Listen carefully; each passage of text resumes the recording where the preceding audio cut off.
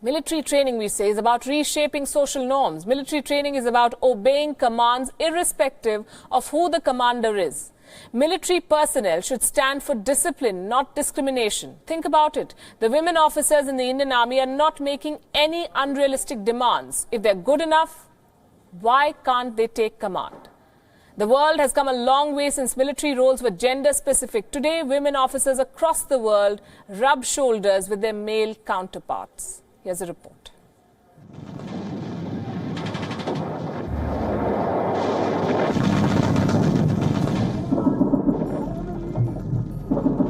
Months into the World War I, the Triple Alliance and the Entente met with an unexpected crisis: the shortage of troops. There were no men to guard the borders or fight the enemy. So several thousand men had to give up farming and their daily jobs to join combat roles. Women too were rushed to camps, but their task was different. They were expected to nurse the injured soldiers back to health. That was the early 1900s. An age defined by clear division of labor and gender roles.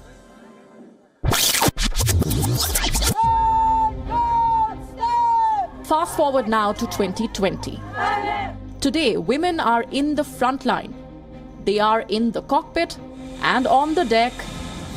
Armed forces are no longer a male-exclusive club. Women comprise nearly 15% of Canada's fighting force, 19% of the French military, 10% of the German military. In Australia, women make up 14.3% of the army. The number is 4.5% in China's People Liberation Army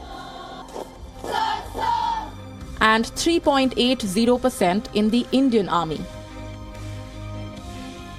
Women also make up 14% of the active duty army in the United States of America.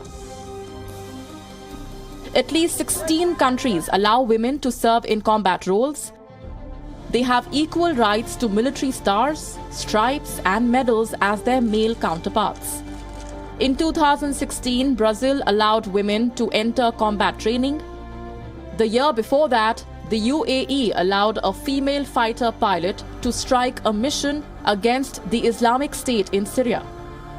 South Korea opened combat positions to women as early as 1990s. In China, the first class of female fighter pilots graduated in 2009. Germany opened combat roles to women in 2001. Women make up almost 2% of the French combat infantry. In 1985, Norway became the first NATO nation to open all combat jobs to women. Israel allowed women in combat roles in 1995. The Philippines did the same in 2006. A woman officer of the US Army once shared her experience of serving in Afghanistan. She said women were integral to combating a cultural warfare. At war zones where local women often hide ammunition, terrorists, and critical intel, it is the women officers who play a crucial role in getting the complicit locals to break their silence and confederate. Women are essential to peacekeeping, at home and outside. It is time more countries rise up the ranks and usher in gender balance in their armed forces.